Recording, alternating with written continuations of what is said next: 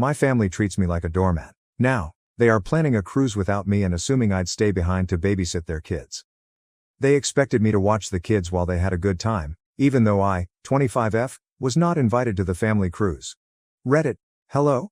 Usually, I just read posts and marvel how families can be so cruel to one another. As it happens, I just received a story from my own family that is worth sharing. I need some perspective since for the past week, this has been weighing heavily on my chest. I'd like to introduce myself. I'm a 25-year-old single software developer for a big tech business in Seattle, and it seems like I've been made the family doormat. I got what most people would call a dream job 3 years ago after graduating from college. I've been advancing my career consistently, my work is rewarding and difficult, and my team respects me. However, in my family, I'm simply the one who can be counted on, the person who others turn to when they need assistance, particularly with childcare. Please understand that I adore my nieces and nephews. I've always been available for last-minute babysitting, crises, or any time someone needs a helping hand. Perhaps I erred by being overly approachable and eager to assist. The backstory is as follows. After 40 years of teaching, my 65-year-old Aunt Jean is retiring. She is essentially the matriarch of our family, keeping everyone in touch. She keeps track of all the birthdays, plans every holiday meal, and even sends care packages to the younger cousins when they attend college. She is what keeps us all together. She was the one who gave me care packages filled with my favorite snacks and handwritten encouraging letters during finals week when I was in college. She even assisted me in getting ready for my very first job interview. Her retirement is obviously a huge event, and I was thrilled to join in the celebration, or was, until I learned that I would not be participating. Everything began last week. I had just completed a particularly difficult project at work that involved coordinating a crucial system update and staying late to fulfill deadlines. Despite my fatigue, I continued to have dinner with my family once a week. Since I moved into my own apartment, these dinners have become a ritual, and even when I'm really busy with work, I hardly ever miss one. I brought Mom's favorite bottle of wine when I got to my folks' place. It was an ordinary evening, my sister Rachel, 32 degrees Fahrenheit, looking through her phone, my dad half watching a sporting event on TV, and my mom, 55 degrees Fahrenheit, worrying about what to make. Her 2-year-old was on the floor playing with blocks and would sometimes call out to everyone who passed. We were discussing a variety of topics, including Rachel's toddler's most recent developmental milestone, my most recent professional endeavor, and the customary family rumors. I then asked jokingly if anyone had any suggestions for Aunt Jean's retirement present. I had been considering getting her a unique present, perhaps organizing a collective present with the family. At that moment, Rachel said, "Oh, we're giving her a group gift on the cruise," without even raising her head from her phone. I stopped in the middle of my sentence. What kind of cruise? At first, I believed I had misheard her. I would be aware of any scheduled family vacation, wouldn't I? I mean, I attend every birthday party, holiday celebration, and family get-together. I chuckled uneasily and inquired about her topic. She raised her head, obviously perplexed that I was perplexed. "We've been organizing the cruise for months, you know." As if I were somehow to blame for not knowing about something that no one had thought to tell me, Rachel added, "All the adults in the family are going." I asked my mother for an explanation. When she realizes she's done something wrong but doesn't want to acknowledge it, she gives me this uneasy smile. She clarified. "It's a cruise to celebrate your aunt's retirement, with a few days spent in Hawaii." I had the impression that I was in a strange prank show at the time. I was in the dark about this elaborate excursion, while everyone else was aware of it. Suddenly, the space felt too warm and cramped. My heart was pounding as I struggled to comprehend what was going on. My mother gave me a tense little laugh when I inquired why I hadn't been informed, and then she said, "Well, we thought you'd be more help staying back." "Remaining behind? What can you help with?" I asked, attempting to speak steadily. I had the ideal opportunity to jump in as if it were the most apparent thing in the world when my cousin Madison, 30 degrees Fahrenheit, entered the room with her twins. "The children. It just made sense for you to stay and watch them since you get along so well with them." Let me explain. Madison and Rachel have 4 children under the age of 4. Madison's twins, who are just over a year old, and Rachel's 3 and 2-year-old children. They had somehow determined that I would be more than happy to stay behind and monitor them all without even consulting me. I forgot about my dinner and just stared at them in shock. "So you organized this entire trip without inviting me and just thought I'd be fine staying home to watch the kids?" Rachel finally put her phone down and shrugged. "Yes, indeed. You don't have children or anything that might bind you, and you're always so dependable. It simply made sense." Made sense to whom? I looked at my mother as I inquired, hoping for an explanation that wouldn't make me seem like a total afterthought. "We didn't mean to leave you out, honey," she added, smiling weakly at me. "We simply assumed you would comprehend. You have always been the one in charge." The word responsible was like a kick to the face. I've heard that a lot throughout my life, including when I stayed home to assist with family gatherings rather than going out with friends, when I rearranged my college schedule to accommodate Rachel's firstborn, and when I utilized my vacation time to support Madison following her challenging twin pregnancy. When someone needs assistance, I've always been the one to step up. Yes, I have assisted with school pickups, kept the kids during crises, and even filled in for Rachel when she had work-related issues. Rachel had a late meeting last month, so I took a half day off work to pick up her children from daycare. After the twins began to crawl, I spent 3 weekends the previous month assisting Madison with organizing her home. However, this was really different. They made decisions for me as if my time, my desires, and my life didn't matter. They didn't even have the grace to ask. My mother attempted to patch things up by promising to bring me a memento, as if that would somehow make up for my exclusion. She promised to purchase you a lovely souvenir from Hawaii, as though it would make up for being treated like the family's unpaid babysitter. Meanwhile, Rachel pretended that I was exaggerating. "You wouldn't really like the cruise anyhow. I take it that you don't like big crowds? Do you recall how uneasy you felt at Cousin Katie's wedding?" Pardon me, as I spoke, I could feel my annoyance building. They were now determining what I would and wouldn't like. I was recuperating from the flu when that wedding took place 5 years ago. However, it seems that one incident had turned into a justification for them to keep me out of family gatherings. I sat there attempting to take it all in. This was intentional, not merely an oversight. They all know that I don't use Facebook, so I wasn't a part of the private Facebook group where they had been organizing this for months. They could have called, texted, or even casually brought it up at any of the numerous family get-togethers we've had, but they chose not to. My mother attempted to sidestep my comments about how painful it was to be left out. "We had no intention of upsetting you. It was simply useful, sensible for them." Soon after, I departed because I was too upset to continue the conversation. It was a blur on the way home. Recollections of all the times I had sacrificed everything for them, put their needs ahead of my own, and dropped everything to aid them kept coming back to me, making it difficult for me to concentrate on the road. However, as the days went by, the rage evolved into something more profound. It was more than just the journey. It has to do with how my family perceives me. I don't have any wants, goals, or desires of my own. Simply said, I'm the reliable one, the helper, and the person they can rely on to make sacrifices when it suits them. I've mentally rehearsed the exchange numerous times. I recalled spending the entire night with Rachel during the colic episode of her first child. How I assisted Madison in her quest for strollers and car seats that are suitable for twins. How I've never missed a child's birthday celebration or school function. As I gave it more attention, I came to the conclusion that this wasn't an isolated incident. They have always treated me in this manner. I didn't even realize how frequently my family took advantage of me because I was so ready to support and assist them. But I'm done this time. I'm not sure how I'll deal with this in the future, but I'm definitely not going to stay behind to watch the kids. Not now. Reddit, what are your thoughts? Have you ever found yourself in a comparable circumstance? I'll keep you informed as events develop. First update. Hello everyone. I appreciate all of your encouraging remarks in my earlier post. In the last few days, a lot has transpired, and I must disclose how things have gotten out of hand. I made the decision to make one final attempt to get on the trip after reading your remarks. In the hopes that we could arrange something, I texted my sister Rachel to inquire about going on the trip. "Sorry, the cruise is sold out," was her irate reply. "We made our reservation months ago, and adding individuals now is not possible." I informed her that I would be prepared to reserve my own cabin independently, even if it meant traveling to Hawaii on my own to meet them there or staying on a different deck. Even though I was still upset over being left out, I was making a sincere effort to be understanding. What did she say? "Well, you would have to arrange childcare first if you did come. Everything has already been planned, presuming you will monitor the children." It dawned on me then that they never intended to include me. The explanation about daycare was simply that, an excuse. They had already determined that I would always be the babysitter in this household. I therefore made a choice. I had previously asked for time off for what they believed to be babysitting responsibilities. I choose to take the time off for myself rather than cancel it. A coworker recommended this lovely mountain cabin rental, which I found. It's quiet, remote, has hiking trails, and a hot tub with a view of a valley. I made the reservation right away, packed my things, and departed without informing anyone of my destination. Everything I needed was in the cabin. Just the sound of nature and complete solitude. No Wi-Fi, no cell service until in an emergency.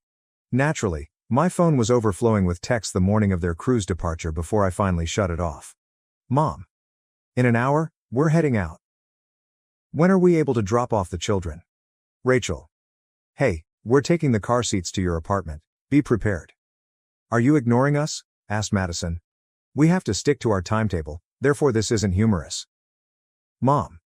Please answer your phone, honey, she said once again. Everyone is waiting. Then the messages became more obscene. Rachel. It's unbelievable how self-centered you are.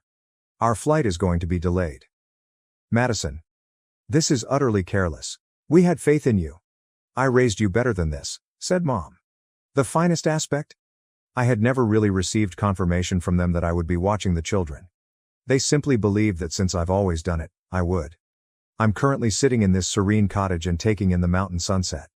I feel free for the first time in years, no obligations, no expectations, no last-minute crises to deal with.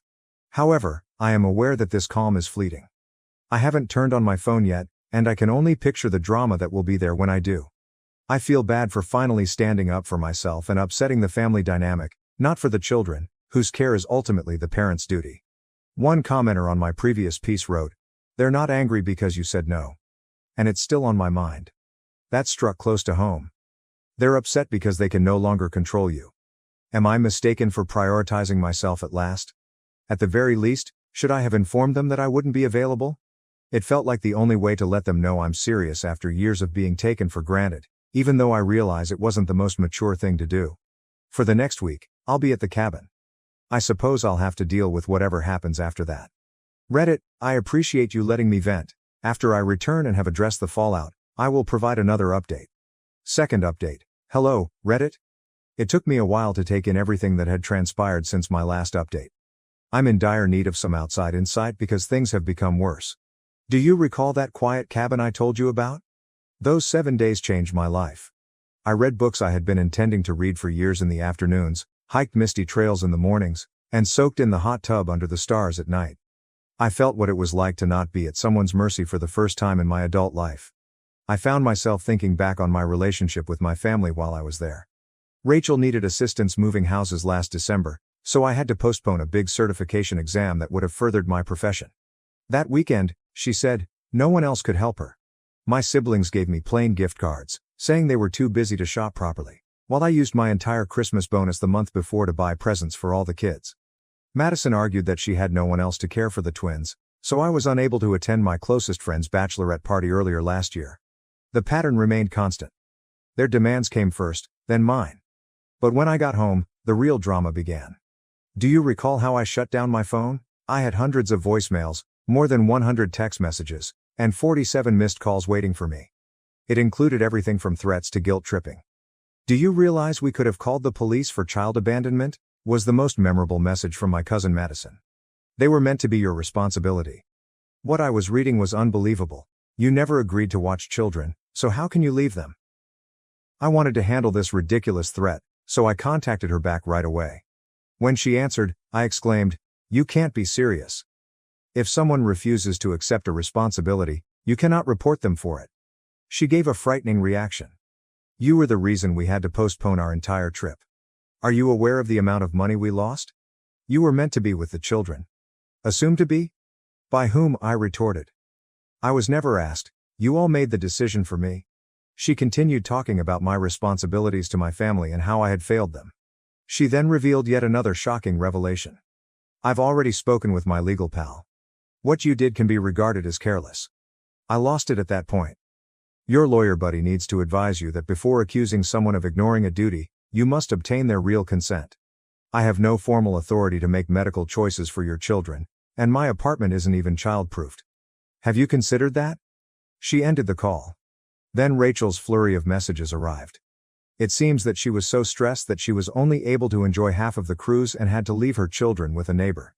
She wrote, "You've ruined Aunt Jean's retirement celebration completely. You chose to be selfish, which affected everyone's trip. All of this came at an especially difficult time because, just last month, None of my family members were available to drive me home from a minor medical procedure. Madison was preoccupied with her daily schedule, and Rachel had an important hair appointment. In the end, I had to pay for a ride-sharing service. Although more subdued, my mother's strategy was just as deceptive. Presumably assuming I couldn't avoid her at work, she called me. Her voice was brimming with disappointment as she started, "Your sister had to cut her trip short. Madison's non-refundable reservations cost them hundreds of dollars. Do you truly want to be this person?" I inhaled deeply before answering. "Mom, is this more about what you all want me to be or about what I want to be?" "What is the intended meaning of that?" she inquired. "It indicates that I'm sick of being used as the family's unpaid babysitter. None of you even take into consideration the fact that I have my own life, work, and aspirations." She emphasized, "We are family. Families support one another. Mom, help is something that is freely given. You're referring to obligation here.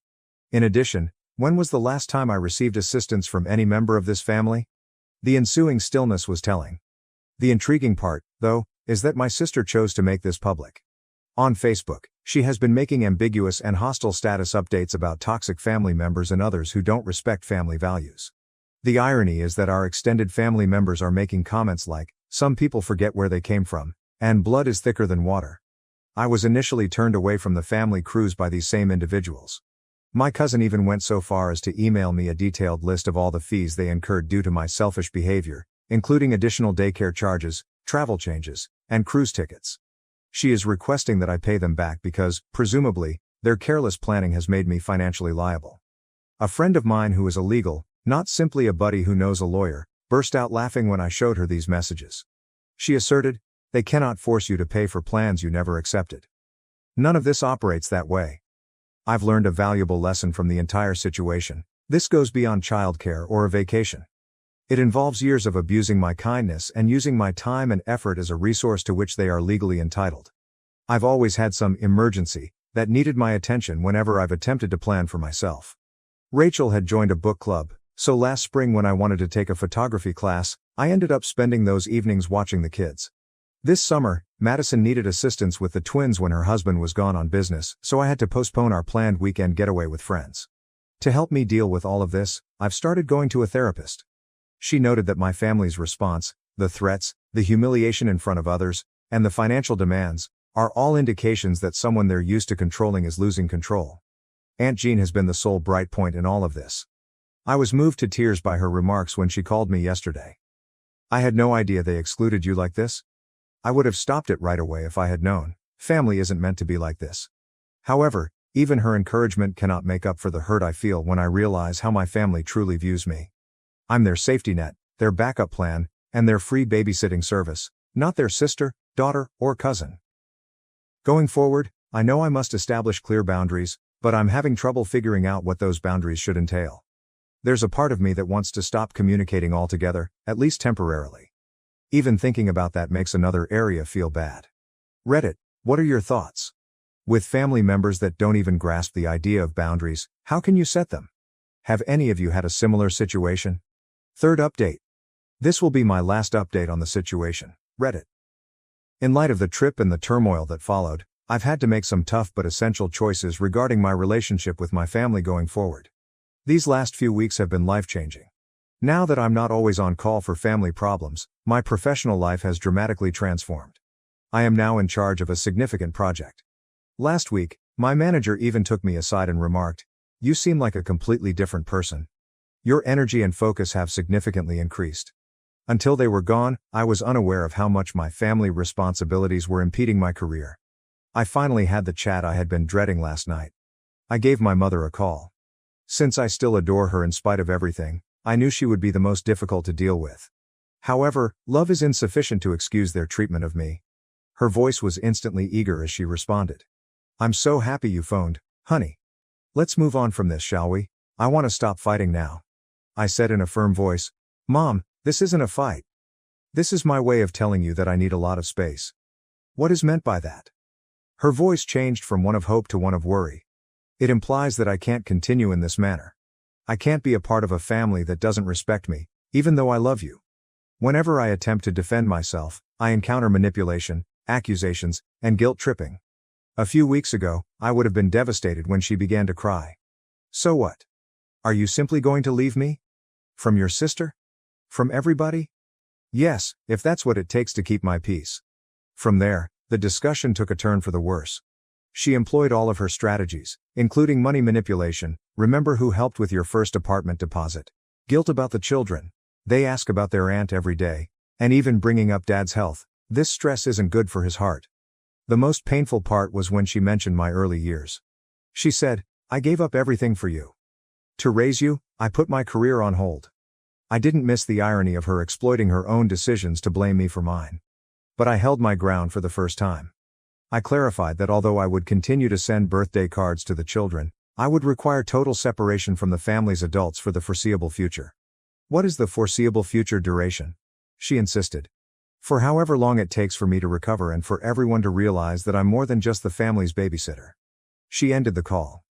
Instead of feeling sad as I had anticipated, I felt lighter. I adopted a more straightforward strategy with my sister and cousin. I disabled their social media profiles and phone numbers. I went through all of the family group conversations on my phone and unsubscribed. In addition to unfollowing them on social media, I modified my email filters so that their messages are sent to a different folder that I may review whenever I'm ready. There has been a noticeable shift in my day-to-day existence. I used to be so worried about missing an emergency call from my sister or cousin that I would continuously check my phone. My phone isn't tied to incessant demands from my family anymore. It's just a phone. I've begun taking back my weekends. I joined a local hiking club last Saturday to tackle a strenuous trail that I've always wanted to experience. I spent 6 hours going to a stunning top with like-minded individuals rather than watching my nieces and nephews. Next weekend, we intend to go hiking again. The class I mentioned on photography? Everything is going remarkably well. I have a natural eye for composition, according to my instructor, and I'm already organizing a picture show with several of my classmates for the spring of next year. When I was at everyone's mercy, I would never have had the chance to take advantage of these kinds of possibilities. Additionally, I've resumed dating, which was previously nearly difficult. It's incredible how much more appealing you seem to possible partners when you don't have to keep postponing arrangements to deal with family crises. Aunt Jean is the only person I continue to communicate with. She confirmed everything I've been feeling when she contacted me this morning. She added that she had experienced a similar situation with her own sister years prior, which helped me feel less alone in this choice. Walking away from people who don't value you, even if they are family, is sometimes the strongest thing you can do. I've learned from my therapist that this is about taking back my identity, not just about establishing boundaries. I've spent so much time being the family helper, the responsible one, and the dependable one. Now, I'm free to discover who I am without those titles. Yes, there are times when I miss them, like when I walk past my niece's favorite park or see something that would make them laugh. The cruise situation, however, comes to mind, as they were prepared to deny me a family celebration while still requiring me to give up my time for their convenience. Before, I never felt comfortable starting a 5-year plan for myself. I'm considering working part-time while pursuing my master's degree. My manager is very supportive of the tuition reimbursement program offered by my company. In addition, I'm saving for that springtime vacation to Europe by myself, which would not have been feasible when I was continuously devoting my time and resources to family responsibilities. My mental health has changed in the most unexpected way. I no longer experience the same level of continual anxiousness. I eat healthier, sleep better, and have even begun working out on a regular basis. You have an incredible amount of energy when you're not always running other people's lives. In response to inquiries in my previous post, I can confirm that I am still employed and have accepted a team lead position on a new project. My coworkers have seen how I've changed. You smile more now, one of them remarked. I was unaware of how obvious my attention had been to other people. Cutting off my family in this way may seem harsh to some of you. Perhaps I am. However, this seems to be the only option after years of being neglected, having my needs and wants disregarded, and being treated more like a service than a human being. I have no idea what the future will bring. They might realize why I had to do this at some point. They might not. However, I'm prioritizing myself for the first time in my adult life, and it feels good. I appreciate all of your help along the way, Reddit. Your feedback and personal stories gave me the courage to make this choice. I'm ready to conclude this chapter and concentrate on creating my own novel, so this will be my final update. Thank you for watching. If you haven't subscribed yet, please do so and hit the notification bell to stay updated with more shocking real-life stories happening around you. Am I the asshole for calling the police after my mom abandoned my siblings at my doorpost moving out? When I became 20, I left my parents' house because it was intolerable. My name is Ethan, and I am currently 22 years old. They acted as though everything I owned belonged to them as well, frequently gave preference to my younger siblings, and utilized me as unpaid labor. When I moved out, my father, Mark, told me to remain away and not let the door hit me on my way out. I had been working at the same full-time job for almost 4 years, and I rented the tiniest and most economical apartment I could locate. Not even a month had passed when my parents, Mark and Emily, began phoning me to beg me to come back because someone else needed to look after my brothers. I said no, enjoying my newfound independence. Eventually, my father insisted that family should come before personal independence and made me move back and pay them rent. I responded that for once, I was living for me and that my life mattered too. We didn't talk for months after he said, "Let's see how long you last without us." I'm not sure what he was expecting, but I got along just fine without him. My family and I gradually began to patch things up once they came to terms with the fact that I wasn't going to return on my knees. They clearly found it difficult to accept that I now controlled the situation rather than them. Even though the two closest to me were in their late teens, they nevertheless pleaded with me from time to time to watch my youngest siblings. Since they had always thrown the babysitting load on me, my parents' refusal to take on the responsibility seemed hypocritical. They gaslighted me when I brought this up, and then they once more were silent for months. In the end, it was them who returned to seek my assistance. I recently purchased a used gaming console, but I was only able to afford the single game that was included. My mother requested me to keep my two youngest siblings for a bit one Saturday. I was left alone with them in my tiny apartment all day after she essentially pushed them inside and walked off. I contacted my mom and insisted that she come grab the kids, which is why she didn't come back until after 10 o'clock. She didn't like that I interrupted her enjoyment. I warned her that I would no longer watch my siblings all day unless she paid me, and that if she left them outdoors the next time, I would call the police and wouldn't even open the door. I discovered my gaming console was gone the following morning. I thought one of my siblings had taken it, so I contacted my parents. My mom said it could wait as my youngest sibling was playing on it and she didn't have the heart to take it away, even though I stated I would come over right soon to retrieve it. I claimed that it had been stolen without my consent and that I would be picking it up. As fast as I could, I rode my bike to their house. My sibling was crying when I got there since they were missing the charger and the console's battery had died. When I asked for it back, my father took it and told I could have it back if I helped out more with my siblings. I wasn't bluffing when I informed him that I would call the cops if he wanted to play that game. He refused to back down until I began making phone calls. My mother shouted, "Hold on." I swiftly reclaimed the console from my father. She claimed it wasn't worth having the cops come on them, but he called her a traitor and insisted she give it back to him rather than to me. I assured them before I left that I would not think twice about calling the police if this occurred again. They could purchase their own gaming console if they truly wanted one for my siblings. My father, Mark, screamed that I couldn't treat him in such a disrespectful manner. I retorted that I'm an adult, but he's never bothered to treat me with any respect, and I'd had enough. He then yelled at me to turn around and face him as I left. At the moment, they are once again silent. I once received a text from my mom, Emily, pleading with me to continue watching my siblings.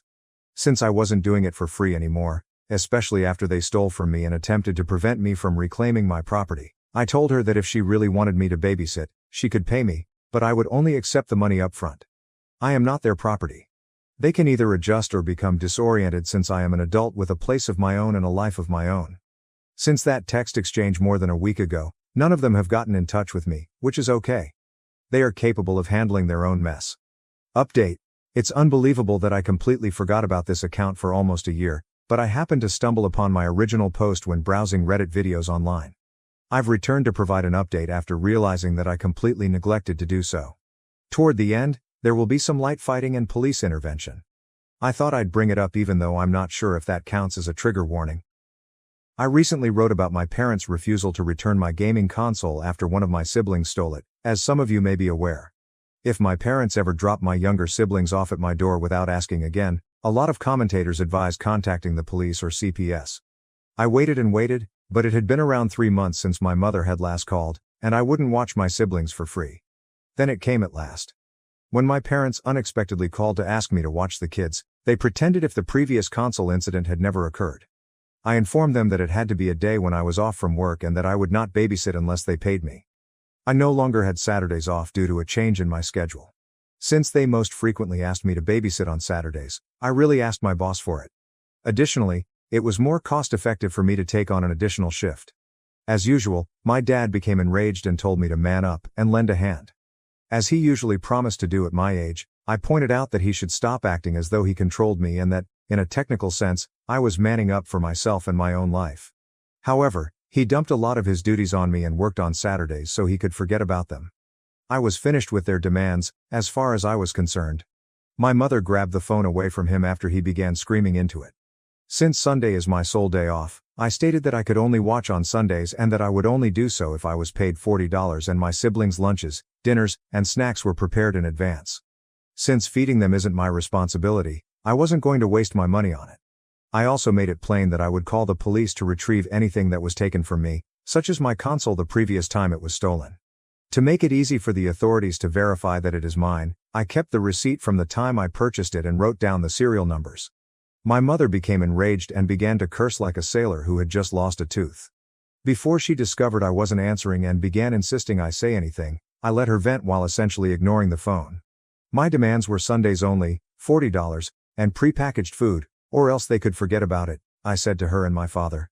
On the other end of the line, there was a moment of astonished quiet. My mother then blasted me once again, claiming that my younger siblings, who are 13 and 16 years old, had to take over for me because I was no longer there and they needed a vacation. "Oh, like how you guys gave me breaks?" I asked, laughing. As never before. My mother attempted to claim that because I was the eldest child, things were different. I explained to her that it wasn't different at all. I had lost out on a lot of my youth because they had parentified me. It is hypocritical of them to pretend as though I should take over again now that I am living on my own without them. The two teens living with them are capable of doing anything I used to do. My mother went into victim mode and said that my adolescent siblings were disobedient and unheard. Since I was too busy living my life, I informed her that their issues weren't mine and that they needed to find another daycare provider. My father returned to the phone and began to scream at me once more. He was simply blowing hot air and not actually saying anything, so I just laughed at him. My mother retrieved the phone and begged me again. I restated, $50, prepared food, Sundays only, and I would not think twice about calling the police if I received threats or had any of my belongings stolen. My parents began arguing loudly at one another about what to do, so I told them to figure it out and get back to me later. I hung up after that. For a time, radio silence returned. A few weeks later, I was getting ready for work on a Saturday morning when I heard a loud, quick knock at my door, the kind where you can tell they're using both hands. I've heard my mom knocking for years to let me know she was there, so I'm familiar with the sound. What sounded like someone rushing noisily along the hallway after the banging. Hearing my two youngest siblings arguing and tapping on the door themselves, I listened through the door. My mom had just run off, leaving them outside the door. I had a straightforward strategy for this because of all the warnings I received after my last post. I simply rolled down my window, got out, and left. I can easily climb out of the window by just ripping the screen out of my ground-level apartment. I contacted my neighbor, a kind elderly woman who enjoys having children, who lives a few doors down, and gave her the scoop. She has long been aware of my predicament with my narcissistic parents, and she phoned the police so I could inform them that two children were left in the hallway after their mother beat on a door and fled. Let's just say that my siblings were picked up by the cops. Later, I got a call from my parents, who were very upset. I asked them what they were so upset about, acting as though I had no idea. When I inquired if my mother had simply left my two youngest siblings at my door without anyone answering, she completely acknowledged that she had left them there for me to watch before running away. She explained that I was already out because I had to work on Saturdays. After a few moments of silence, my mother screamed, "How in the world was I meant to know that?" I retorted that she was solely to blame and that she had practically left her children at my door, hoping that I might have been home on a day that I had previously informed her I worked on multiple occasions. By forcing me to watch them, she was attempting to make me miss a shift. She began offering justifications, but I told her that what she had done was unacceptable and immature. I waited for her to stop weeping for a while before asking if she was finished. She reverted to her hostile demeanor and kept shouting. She shouted that she was being charged with child abandonment by the police. She left the children in the hallway, so I replied that wasn't really my fault. Then I said that if I had been at home and she had refused to come back for the kids, I would have called the police on her too because I had already informed them that I now worked on Saturdays and I didn't want to be forced to babysit anymore. She continued to argue pointlessly for the remainder of the call, which didn't really accomplish anything. In the end, my mom just received a fine and a slap on the wrist because she persuaded the police that she genuinely believed I was home. At least that's what my next sibling claimed when he contacted me. The fact that she had to pay a fine should make her reconsider leaving children at my door and fleeing again, but I'm not sure how much it was. Since my dad was at work and said he didn't know she was going to leave my brothers at my door, he wasn't charged. He was reportedly furious with my mother for doing it. I couldn't stop laughing at this pot and kettle scenario. However, I suppose I must give my old guy credit because he had never done what my mother did. In any case, my mom now has a police record, which is, in my opinion, a first strike in the eyes of the law. Thanksgiving was the turning point after that. I was completely anticipating my parents' invitation to be a trap of some sort. It was too. My dad pretended to be in control while he sat at the table smoking a cigarette during supper. He said, enough was enough, and that he was ending this farce after having my mom sit me down. He informed me that they had no more time for themselves and that the fine my mom had to pay had a significant negative financial impact, so I needed to return home, help with the bills and mortgage, and help raise my siblings. Regardless of how much he tried to command me, I just answered no, and I continued to do so. Even though he's a big man, he became so enraged that he actually attacked me. Fortunately, I'm not either, having acquired some amateur fighting techniques and been going to the gym for months. When he came at me, I kicked him quickly in the balls because I was wearing steel-toed boots too, and then I struck him hard enough in the face that he fell to the ground in an instant. He landed with a loud thud and clutched his groin, vomiting from the pain. I then informed my parents that I could easily prove he attacked me first because I had my phone filming in my pocket the entire time.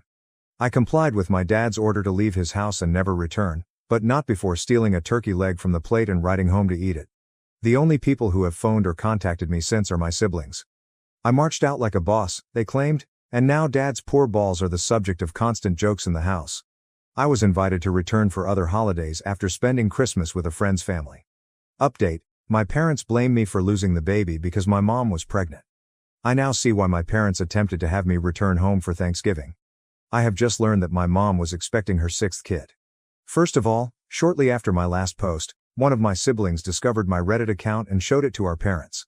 In response, my parents stormed into my apartment and yelled at me, accusing me of being a horrible parent and of arranging for my mom to be detained. Yes, they are. Standing in my doorway, I yelled at them for all they had done, including putting my siblings at my door on a day when they knew I was at work. In any case, that is poor parenting. I would have called the police on mom when she left the kids at my door, so it didn't really matter that I set them up, it wouldn't have mattered in the end. I replied that behavior alone confirms my belief that they are bad parents, and my dad appeared to be about to raise a fist in my direction. Then he said that if he tried to hit me, it would end the same way it happened the last time, and I didn't think my boots, yes, I was wearing them, could hit his balls again. When he remembered what I had done to him the last time, Dad appeared to wince and tense his legs together. In the end, he dragged my mother out by the hand and left. Before he left the corridor, he shouted back that since I was entirely to blame, he expected me to reimburse them for the fine they had to pay for child abandonment. I informed them that I owed them nothing and told them to fuck off. They remained silent in response. I received some extremely horrible news not long ago. After a terrible incident at home, where she tripped on damp porch stairs and fell face down in gravel, my mom, who was about 7 months pregnant, lost the baby. To be honest, when I saw her before that, I had no idea she had been pregnant. She's always been awkward and a little heavier than average, not fat, but just enough that it's hard to tell if she's pregnant or not. She definitely wanted someone to blame because this was her first miscarriage, which is heartbreaking. I destroyed the family by not assisting them and by costing them a lot of money, therefore in her opinion, someone had to be me. She was on crutches when she and Dad returned to my place to accuse me of being the cause. I didn't come home to help when they needed me, thus she lost the baby. I called them out on their attempts to blame me for something that wasn't my fault and their need for free childcare, which led to a quite heated debate. In any case, I assured them, it's not my fault that they became pregnant again when mom was 45. Dad was too frugal to ever replace or repair the decaying old porch, so blame it on it. When I said that, my father put his hands on me once more and gave me a stinging right hook. I ultimately kicked his ass again after that. I've continued to train out at the gym, and I've gotten stronger since defeating him during Thanksgiving last year. There was no chance for him. My mother's yelling forced me to stop when I lost my temper and broke his nose and knocked out both of his front teeth. My father needed to be transferred to the hospital, so the police called and I was placed in handcuffs. Fortunately, my apartment complex's halls are equipped with CCTV, and I also had my phone camera recording behind me in my unit. When my parents knocked, I began to record. The video clearly demonstrated that I defended myself after my father hit me first. Since it was deemed self-defense, I'm basically safe, but now my parents want to sue me for my dad's medical fees and the fine they had to pay earlier. I defeated Dad, so he won't be able to go to work for a while. He has 2 lost teeth, a black eye, a broken nose, a neck brace, and who knows what else. He is also really upset that he had to shave off his beard. I suppose this makes him even more dead to me because I already thought he was pretty well dead before this. He no longer has the little authority he once believed he had as my father. Because of all the hard work I've put in over the past few months, I'm physically stronger than him and will soon be starting a new job that pays significantly more. I might be able to get a much better place to live after a few years of saving. When my oldest sibling became 19, they called to tell me that I was their hero for beating the living daylights out of Dad and that they were going to leave, just like me. However, my parents found out about my Reddit posts once my next sibling discovered them after hearing about them on YouTube. My mother apparently forced them to show her my post after overhearing them discussing it. They stated she broke items because she was angry. My siblings have expressed regret for letting Mom and Dad know, and they claim that if they had realized Mom was listening, they would never have brought it up. Additionally, both have expressed their happiness that there won't be another child. They already have to handle a lot of my parents' babysitting, which they detest. They acknowledge that they first blamed me for leaving, but they now understand that you have the right to choose your own path as an adult. Whether my parents will actually attempt to sue me is still up in the air, but I believe I can state that if they do, it will be a loss for them. My friend's uncle is a lawyer, and he promised to defend me in the event that my parents filed a lawsuit. He adds that since it was self-defense, they don't have much of a case. To my folks, who will most likely see this, leave me alone, please. That's all I have to say. My siblings and I are not your property, and I will assist them in leaving your home when they are old enough to do so at the age of 19. Both of you have always been self-centered egotists. It's not my fault that Mom lost the baby, and it's not my fault that you struggled so much without me around to watch your kids for free. Think of that smashed nose and missing teeth as a good excuse to avoid me in the future. Remember that because of you two, I have only told you a small portion of the nonsense that occurred in my life. I could share story after story about the events in my early years if I so desired. However, I wouldn't be satisfied with it. So please, don't bother me. P.S. Yes, my mom had to give birth to a stillborn baby at the hospital, but I wasn't going to bring it up earlier. According to my siblings, my parents had a secret funeral among themselves, and Mom brought home a little urn that she keeps in the bedroom. After leaving with the urn for a few hours, they returned intoxicated. My mom spent over 6 days in the hospital due to whatever injuries she sustained in the fall. I've contacted my siblings for further information. Someone asked if she had been shoved. I'm now doubting that myself. The only excuse I could come up with was that Mom was in a hurry to be somewhere when she slipped and fell off the porch. I've heard of folks suffering more severe injuries in more foolish ways. When I researched the cremation procedure, I found that it would take 8 to 12 days to obtain the ashes. This indicates that the urn they brought home was empty. I'm completely perplexed. However, my parents' funeral took place a few days after Mom left the hospital. Until the day of their small funeral, my parents kept that urn in the bedroom. They may have collected the ashes by then, I suppose. Perhaps it explains why they returned home intoxicated, but this situation is so strange and twisted that I'm having a hard time thinking about it anymore. Revise posting again so soon feels strange. I mentioned in my last post that my mom had a recent miscarriage following a serious fall. I had a bad feeling about the information I was given. I concluded that going directly to the source was the only way to obtain the truth after reading all of the comments I had gotten about it. I visited my parents on Sunday. They both appeared to be in terrible shape and were at home, sleeping. In addition to using crutches to walk more than a few steps, my mom appeared to be very exhausted. I saw that she had numerous bruises and bandages on her face from the fall a few steps from the door. My father. To find out how he appeared, read my previous post's depiction of him following the thrashing I inflicted. When I arrived, my parents were blown away. I insisted on knowing if there was ever a baby or if this was all a pathetic attempt to coerce me into returning home. After what happened, my dad claimed I had a lot of guts to show there and let myself in. However, my mother sobbed as she revealed that she had actually been pregnant. She stumbled into the bedroom and picked up a little urn that seemed really elaborate. It was filled with ashes. They didn't smell like anything, even when I looked to see if they resembled cigarette or barbecue ashes. I didn't really smell anything at all. Even though I had looked online and saw that it takes at least 8 to 12 days to get the ashes returned, I questioned why they brought the urn home and said that the ashes were already inside. Mom had spent no more than 6 days in the hospital. According to my mom, they purchased the urn online with the hope of retrieving the baby's ashes upon visiting the crematorium. They simply waited till they could retrieve the ashes a few days later and then went out to get drunk because they were so distraught that they couldn't bring the kid home yet. Mom said she begged the crematorium to do things a little faster. Her eyes were filled with real tears. Although I've witnessed her crocodile tears numerous times, this one didn't appear to be that. I learned more about my mother's fall and what transpired. She was late for her appointment with her physician, an OB/GYN, or whatever they are called.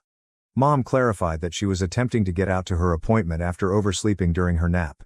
Then, as she attempted to down the stairs, she slipped on a toy. About 3 years ago, the porch's guardrails deteriorated and snapped off, and Dad never restored or repaired them. Mom had nothing to cling to then. She fell straight off the porch, hitting the ground with her face and belly first. She even showed me the marks from her landing all over her stomach. She informed me that the child would have been a male.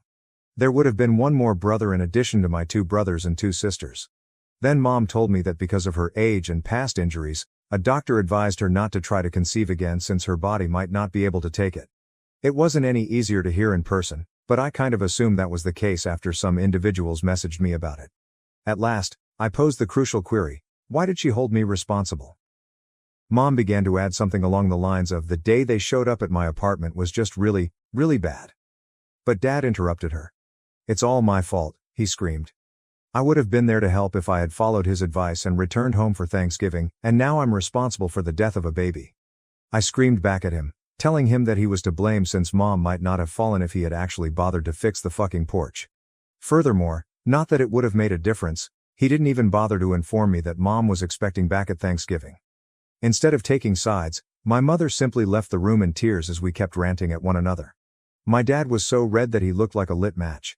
He shouted for me to leave his house and waved his ancient hunting knife at me.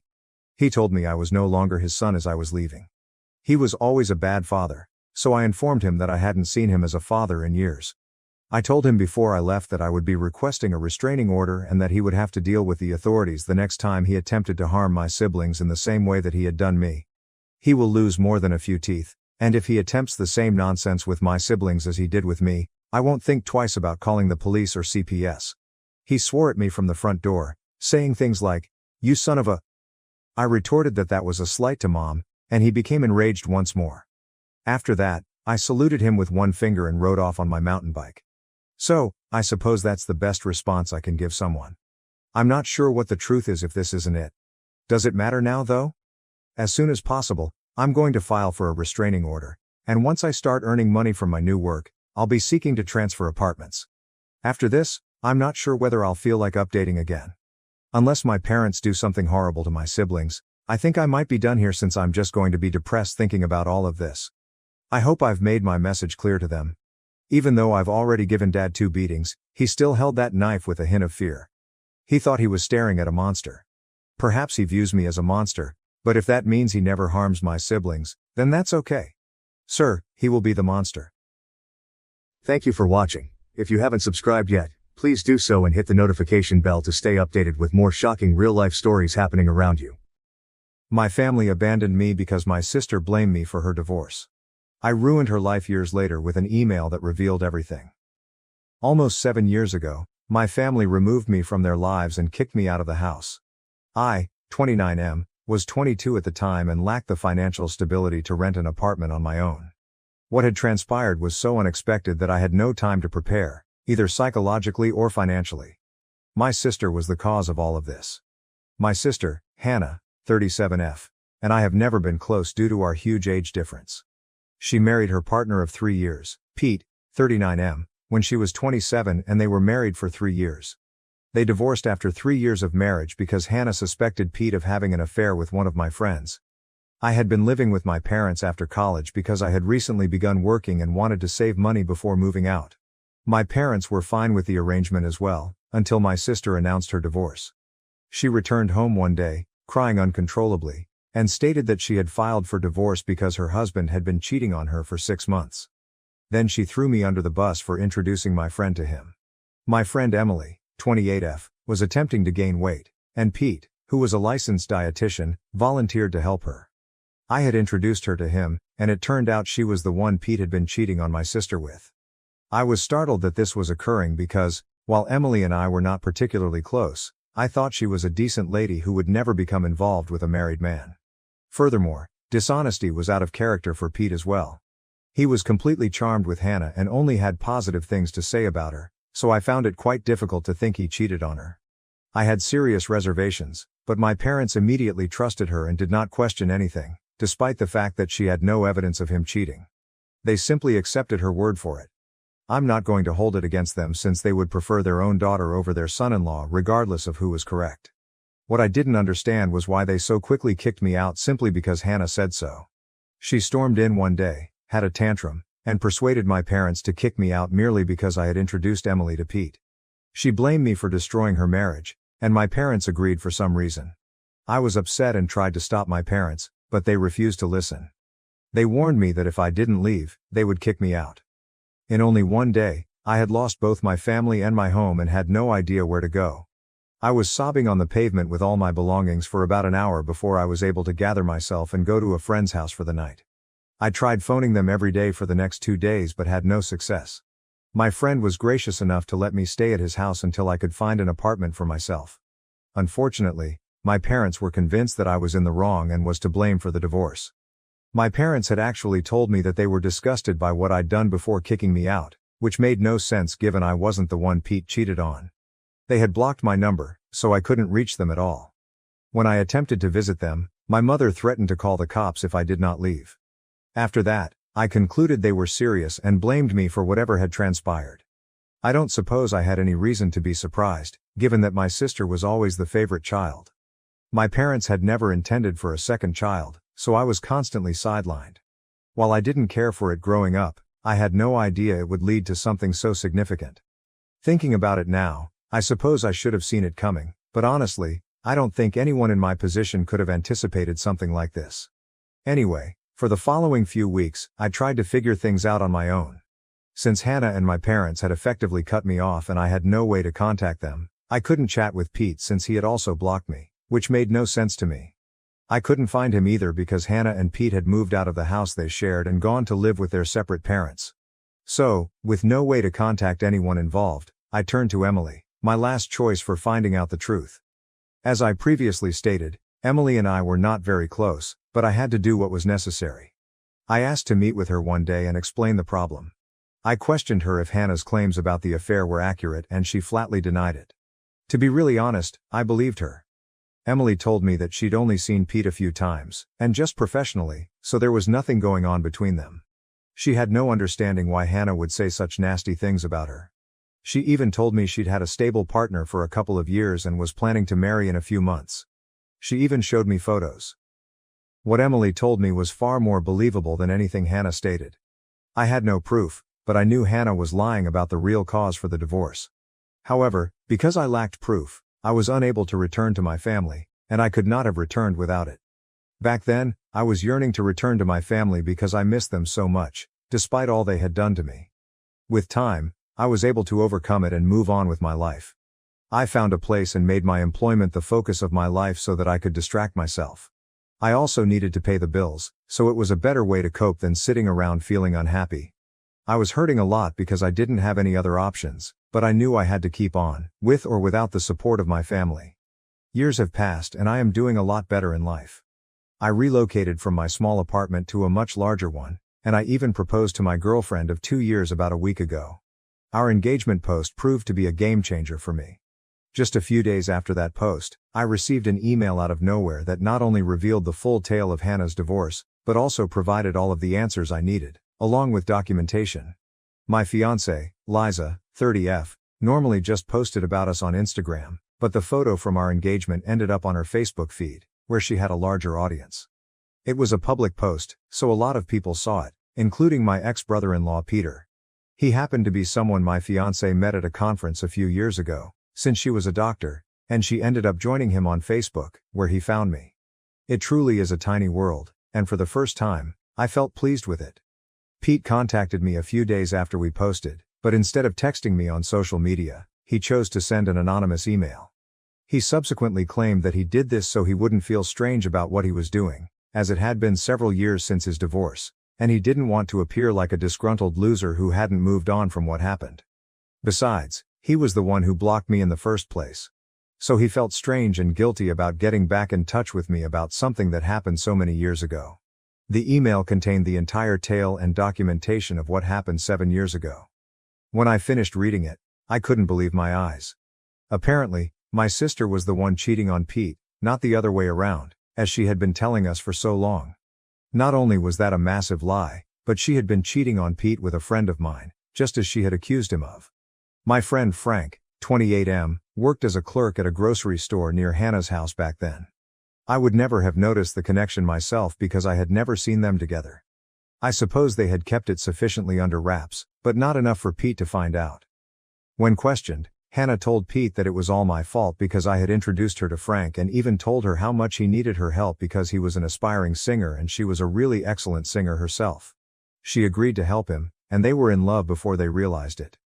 She even admitted that I was involved and had helped them keep things quiet for so long.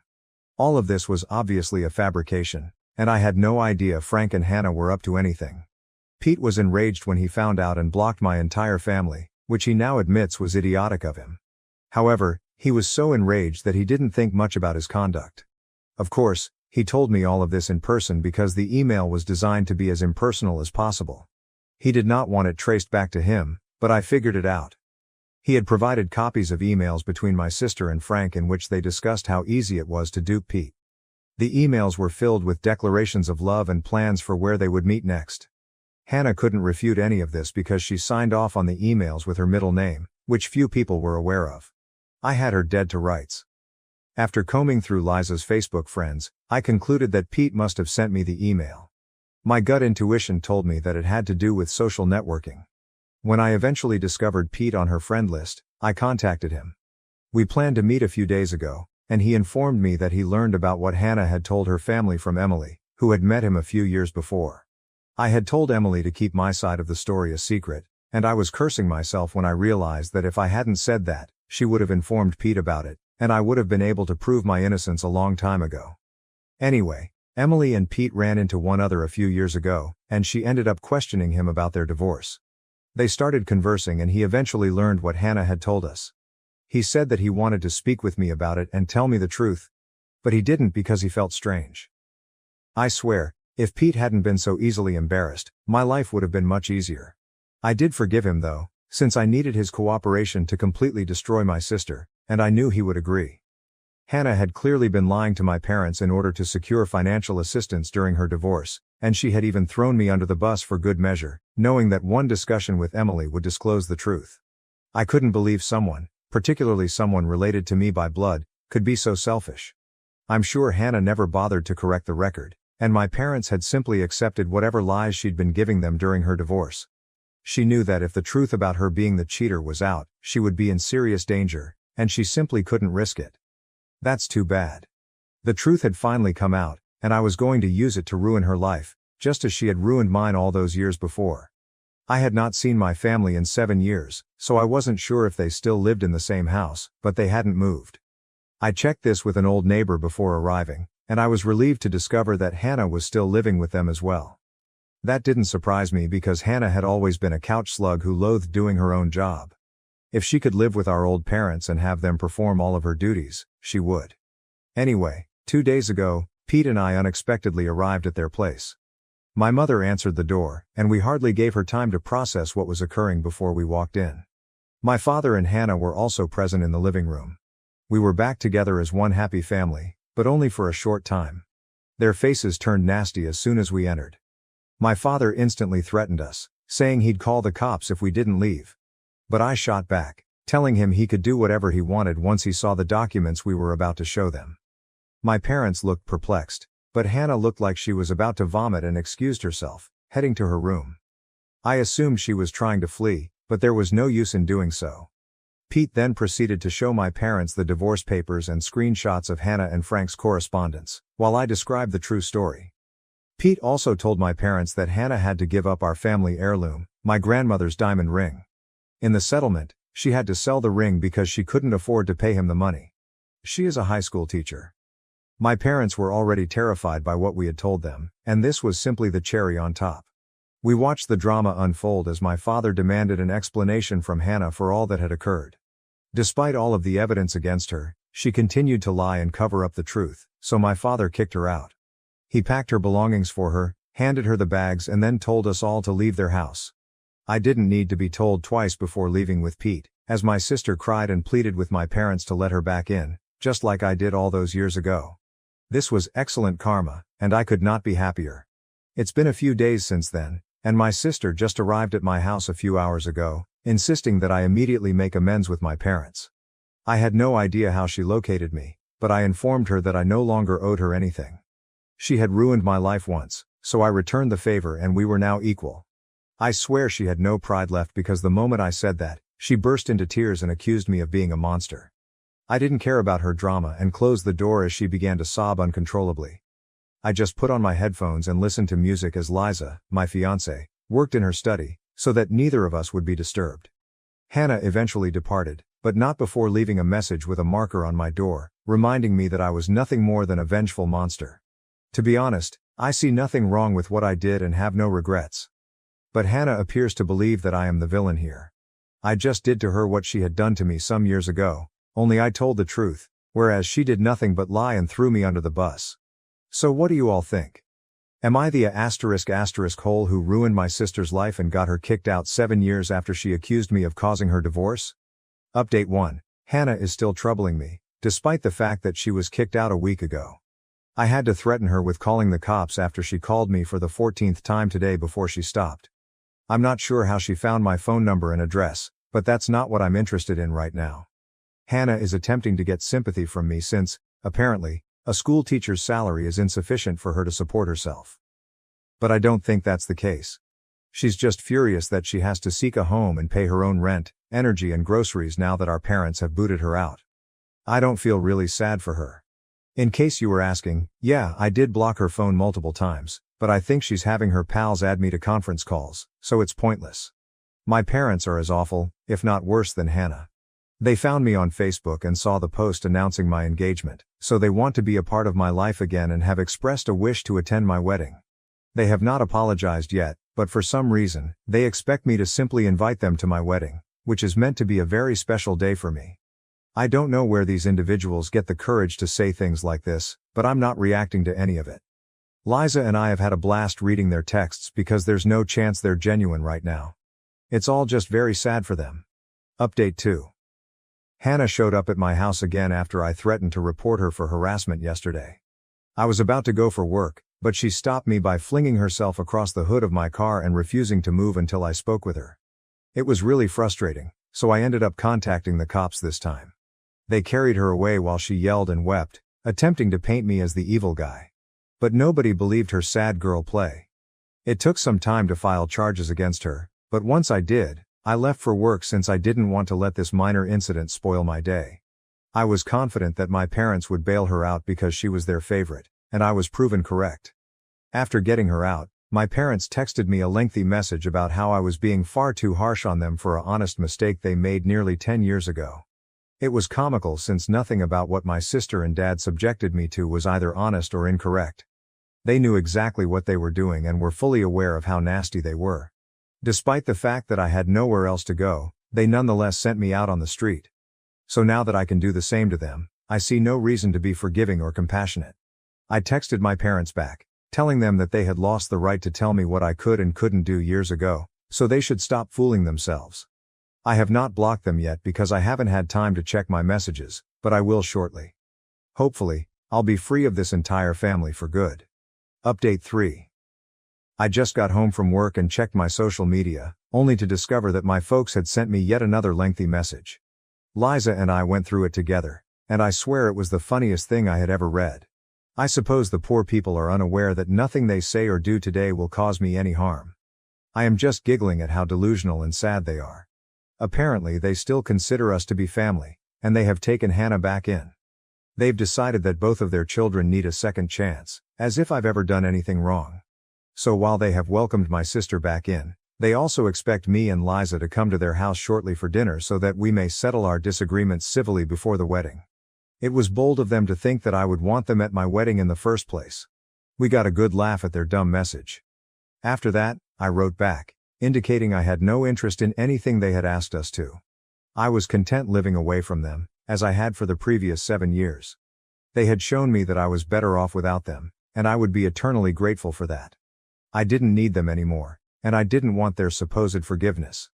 They may continue to play happy family with my sister as they had done so far. With that last text, I blocked them for good since I no longer wanted the chuckles. I was done, and I was leaving. I'm sure they'll try to contact me in some way soon, but unfortunately for them, I'm done with it. Liza is the only family I need for now, and I'm content with just her. Unfortunately, my dad and sister have never been able to think beyond themselves, and I doubt they ever will. So the next time they contact me, they will speak with my lawyer, and that is a commitment. Thank you for watching. If you haven't subscribed yet, please do so and hit the notification bell to stay updated with more shocking real-life stories happening around you. Stepmom falsely accused me of assault to block my inheritance at 21. Dad believed her and cut me off. 7 years later, he learned the truth. When I was 21, my stepmother falsely accused me of assault to prevent me from inheriting my father's wealth. My dad believed her and cut me off. 7 years later, he discovered the truth. Hello everyone. My biological parents divorced when I was 9, and they shared equal custody of me. I spent weekdays with my mom, who lived near my school, and weekends with my dad. Despite their separation, both parents were always kind and gentle towards me. While I was sad they were not together, I understood they both loved me deeply. A few years later, my dad met Gina, who would become my stepmother. When I was 11, my dad introduced her to me. She seemed nice, and my dad was clearly happy. He hoped we would get along well. Gina had twin daughters, Emma and Emily, who were 14 at the time. Raised without their father, the twins were quite immature and would throw public tantrums if they didn't get their way. As an introvert, I quietly observed their behavior.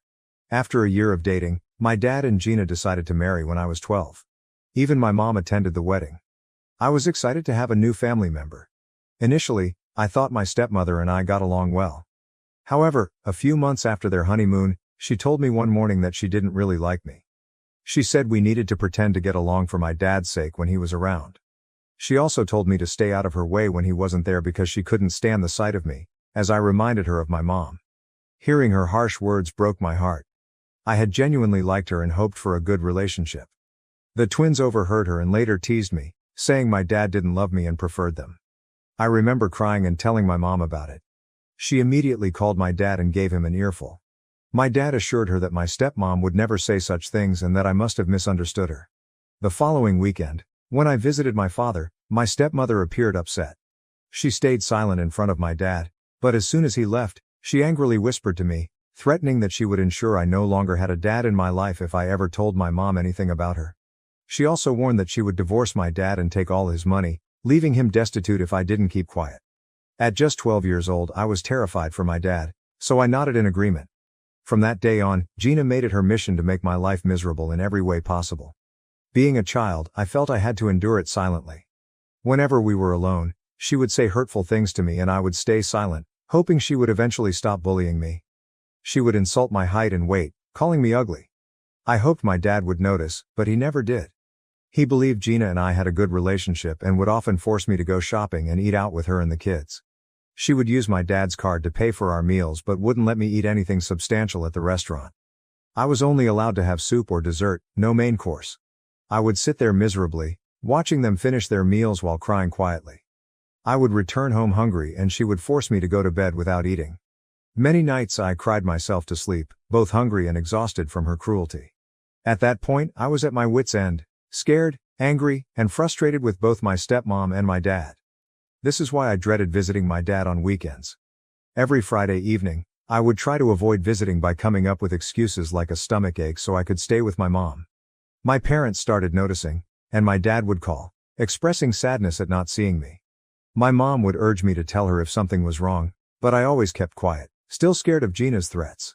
When I was 14, my dad decided to take the whole family, including me, on a trip to Greece. Initially, I didn't want to go, but my mother told me it was a good opportunity to travel and see the world, so I reluctantly agreed to join them.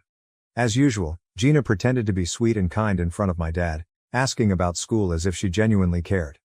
I noticed she would subtly tease me in her sweet voice, making hurtful comments that wouldn't outright portray her as mean. For example, whenever I mentioned playing basketball, She would joke that I needed to be taller for that sport, even though I was quite tall for my age. She would then say I should focus more on studies if I ever wanted to be successful. The twins would smirk and call me names like meathead, even though I had better grades than them. My dad would notice but choose to ignore it. Whenever I expressed that her comments hurt me, my dad insisted she was just teasing and that I should lighten up.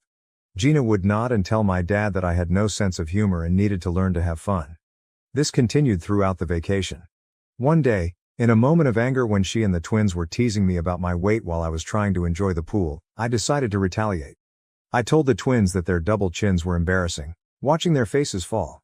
I then turned to Gina and told her she shouldn't wear a shrug over her bikini because her huge stomach was still visible, making her look like a penguin. Gina's face turned red with embarrassment, and she ran back to the hotel room. The twins started yelling at me, calling me sexist and saying how horrible it was for me to say such things about them. Later, my dad confronted me, clearly angry. He asked if I had really spoken to my stepmother and stepsisters like that, and when I admitted it, he lectured me about how he had raised me better and that I should never talk to a woman about her weight. I argued back that they were criticizing my weight, looks, and height, but my dad forced me to apologize to Gina, who had locked herself in the bathroom crying after what I said. Gina and the twins made a big show of accepting my apologies. When I got home, I told my mom everything. She spoke to my dad, who tried to blame me for the whole situation.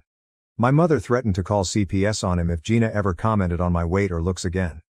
This scared my dad, and after that, Gina never said anything to me. However, she and the twins would blatantly ignore me whenever my dad wasn't around, which I honestly didn't mind. When I was 16, my mom went away for a few days, so I stayed with my dad and Gina. Gina complained about having to cook for one more person, so on my last night, I decided to make dinner since my mom had taught me to cook from a young age to be independent. Gina wanted to invite some friends over when she heard I was cooking. I prepared the meal, set the table, and served dinner. Everyone loved the food and praised me. My dad decided to do the dishes, so I went to my room. From there, I heard Gina and her friends talking loudly outside my window. Her friends were saying how lucky she was to have a nice husband and a great house. When they mentioned how nice it was that I cooked for them, Gina went on a rant about how annoying I was and that she couldn't stand seeing my face. She told her friends she couldn't wait until I was 18 so she wouldn't have to see me every weekend. When one of her friends mentioned again how nice I seemed, Gina admitted she had hoped I would fail at cooking so she could blame me for something. This shocked me because I was trying to be polite to her, even though I knew she hated me. As time went on, Gina's dislike for me only grew. During college, when I visited my dad for a few days at his insistence, Gina would completely ignore me. She would schedule family activities with just dad and the twins or her and the twins, leaving me at home. If I woke up late during my vacation, she would yell at me, calling me lazy and inconsiderate, even though I always cleaned up after myself. I knew I was always respectful to her because my dad would be furious if I wasn't. Despite being polite and careful not to upset her, it felt like nothing I did was ever enough. She was also inconsiderate of my privacy. She would loudly enter my room while I was sleeping, waking me up or barging in without knocking, making me extremely uncomfortable. She would randomly search my room and look under my bed for reasons unknown to me. She refused to pick up dinner for me but did so for the family, never inviting me to join them. Despite this, I kept quiet, tried to stay out of the way, and spent time with dad whenever possible. Now, on to the main incident. When I turned 21, my dad invited me to visit him, saying he had some important news to share. It had been a while since I last visited, so I felt a bit apprehensive, but my mother encouraged me, saying it was good news. I agreed and booked my tickets. Upon arrival, my dad greeted me warmly at the airport, and we drove back to his place. I asked him about the news, but he said he would reveal everything during the family dinner. When we arrived, I noticed the twins were home too. It had been a while since I had seen Emma and Emily. They didn't acknowledge my presence, and I didn't acknowledge theirs either. That night, during dinner, my dad started by expressing how proud he was to have 3 wonderful children. He spoke about his gratitude for having such a loving family and wanted to share some exciting news. The atmosphere was positive, and I felt a sense of anticipation as he continued speaking. He looked at each of us with a smile, including Gina, who had been giving me icy glares all day. My dad went on to say that he had recently lost a friend to a heart attack, which made him realize how lucky he was to have us. He had spoken to a lawyer and made a will. Upon hearing the word will, Gina and the twins perked up with excitement. Dad said he had decided to leave the house to my stepmom, as she was his wife.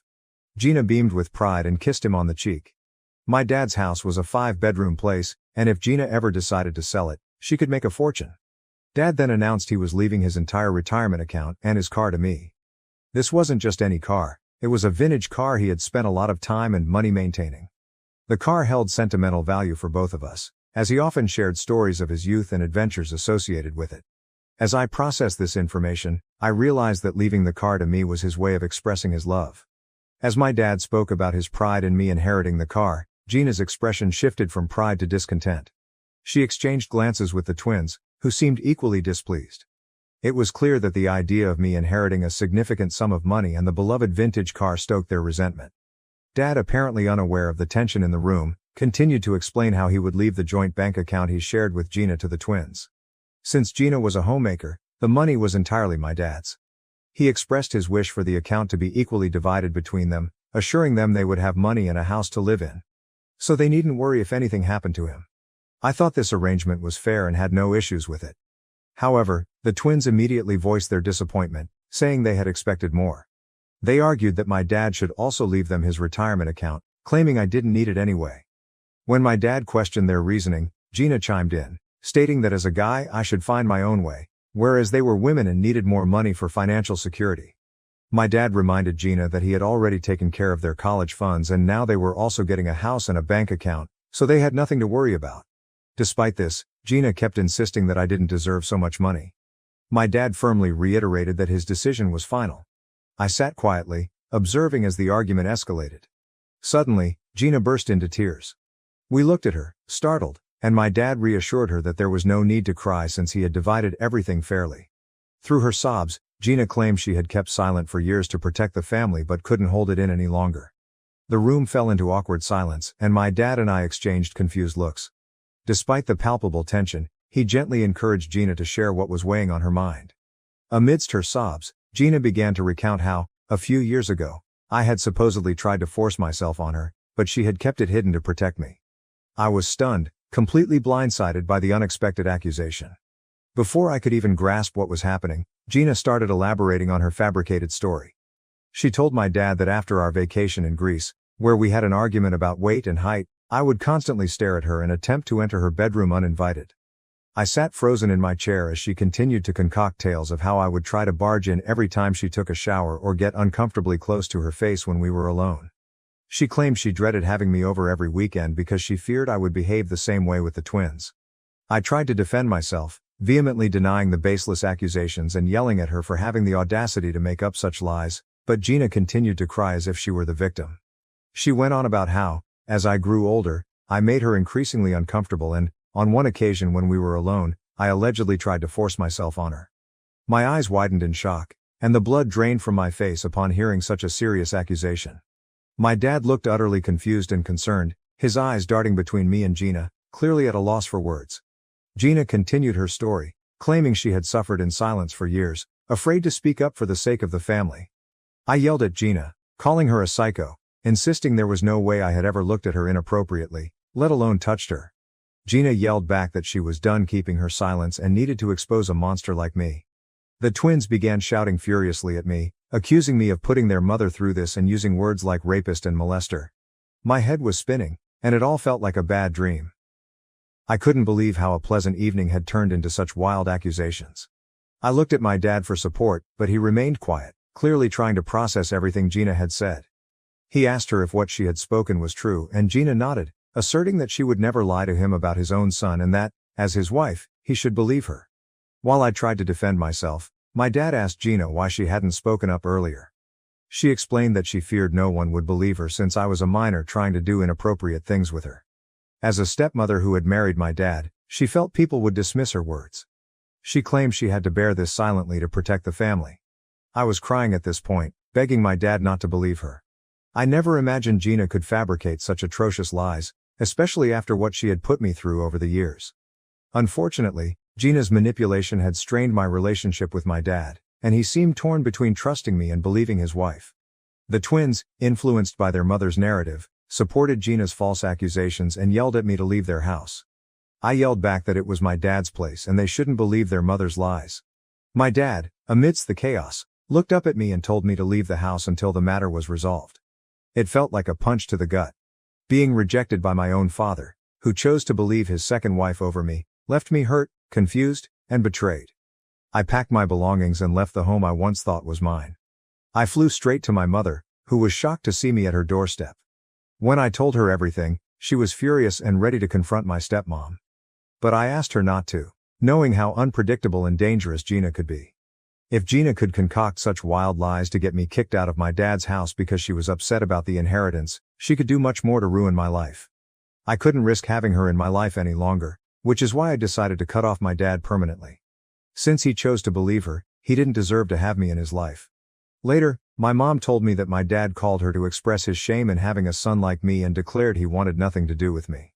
Despite her attempts to defend me, it was in vain. My dad's side of the family, convinced by Gina's story, also attacked my mom, accusing her of raising a pervert. I can't even begin to fathom the pain my mom felt hearing such words about her son. The damage was done, and Gina had won. I wish I could say my life improved after cutting her off, but it didn't. Gina and the twins continued bombarding me with vile text messages, threatening that I should stay away from my dad forever. It got so bad that I had to change my number to escape them. Even after that, things didn't get better. Gina's actions left me terrified of being around any woman, fearing I would be falsely accused again and lose my job and career. I was scared to meet anyone or go on dates. Throughout this ordeal, my mom stood by me and believed me. I went through severe depressive and suicidal episodes, and my mom flew in to live with me for a couple of months to make sure I was all right. Slowly, my mental health improved, and I started to rebuild my life. Eventually, I met a wonderful woman named Mara, who brought joy back into my life. She has completely changed my life and my mom adores her. Mara and my mom mean everything to me, and thanks to them I continue to live my life with purpose. Just a week ago I received a call from an unknown number. Thinking it might be Amazon, I answered. To my shock, it was my dad. I was stunned to hear his voice after nearly 7 years. He sounded old. When I asked how he got my new number, he dodged the question and asked if I was doing okay. I remained silent and then told him not to bother me again since I had nothing to say to him. That's when my dad broke down and started crying. He begged for my forgiveness, admitting how wrong he was to abandon his own son. My curiosity was piqued, so I waited for him to explain. My dad then revealed that Gina had been cheating on him with his best friend for years. When he confronted her with proof, she stopped hiding and confessed she was tired of being married to a pathetic man like him. Gina admitted she had only married him for his money and despised being with him. When my dad pressed her further, she confessed to fabricating all the accusations against me because she hated me and wanted all his wealth for herself and her daughters. As you can imagine, my dad divorced her, and she got nothing from the marriage due to her affair. Despite her lawyers fighting for alimony, my dad said he had been waiting to divorce Gina so he could officially reach out to me and apologize for what he put me through. He expressed his desire to make up for lost time and rebuild our father-son relationship. At the mention of father and son, I couldn't help but scoff. I told him that he was no father of mine after how quickly he abandoned me for his wife's nasty accusations. I told him I wanted nothing to do with him and that he should stop bothering me. I ended the call and hoped he got the message. Since then, I've been bombarded with calls from my dad and his side of the family, who I don't even talk to, saying that my dad has suffered enough and that I'm just making it harder on him. Their messages leave me feeling conflicted. Am I the bad guy for refusing to talk to my dad after he cut me off due to Gina's false accusations? Update 1, my post was locked, but hopefully it's okay now. I've posted the link and tried my best with spacing. I'm on mobile. To everyone who offered support and advice, thank you so much. Your words helped me see things more clearly. I'm not just furious at my dad for believing my stepmother over me but also for all those years she harassed me while he did nothing to protect me. I was just a child and she blackmailed and manipulated me while I kept quiet. I think it's time I open up to my mom and let her know exactly what I went through because I know she'll understand. Update 2. Hi everyone, it's been a week since my last update. For those concerned about my mental health, I'm doing okay. Thank you for your kindness. I booked tickets for my mom to come visit me so I could tell her and Mara everything. They already sensed something was up. I started by telling them about Dad's contact after all these years, which shocked my mom. She asked why he reached out, and I explained. She had no idea he had gone through a divorce and was furious at Gina for what she put everyone through. Then I told them about how Gina would manipulate me when I was just 12 years old. I recounted how she bullied me when Dad wasn't around and threatened to divorce him if I ever told him. I didn't realize how traumatic these events were until I began to open up about them one by one. By the time I finished, I had tears streaming down my face. Mara and my mom were crying quietly as well. My mom immediately hugged me, repeatedly saying that I shouldn't have kept this all in and that it was okay to share. I cried for half an hour while my mom held me. Mara also told me that no child should have gone through what I did and that it was completely fine if I chose never to speak to my dad again since he should have protected me. My mom nodded, saying I had no obligations to explain anything to my dad because when I needed him the most, he chose to believe his wife over me. The only reason he was reaching out now was that he was lonely and had no family left. That's when I realized they were right. My dad perhaps never really loved me because if he did, he would have never believed I was capable of such things. Since then, I've felt much lighter after sharing my past with Gina out loud with my mom and Mara. I've blocked my dad and will continue to block any other family member who tries to interject in my life. I owe no explanations to those who chose to abandon me. Update 3. Wow, it's been 6 months since I wrote this post, and I can't believe how much my life has changed since then. I want to start by sharing some happy news. I proposed to Mara, and she said yes. My mom is thrilled for us, and we're considering moving closer to her because the schools are better there. Since both of us can work from anywhere, it makes sense for our future family. Thanks to advice from people on Reddit, I've also started therapy. It's helping me feel better, step by step. I'm trying to focus on the positive aspects of my life, like Mara and my mom. They've always been there for me, and I'm deeply grateful for their support. The past has been tough, but I'm looking forward to a brighter future, free from all the lies and drama. Thank you for watching. If you haven't subscribed yet, please do so and hit the notification bell to stay updated with more shocking real-life stories happening around you.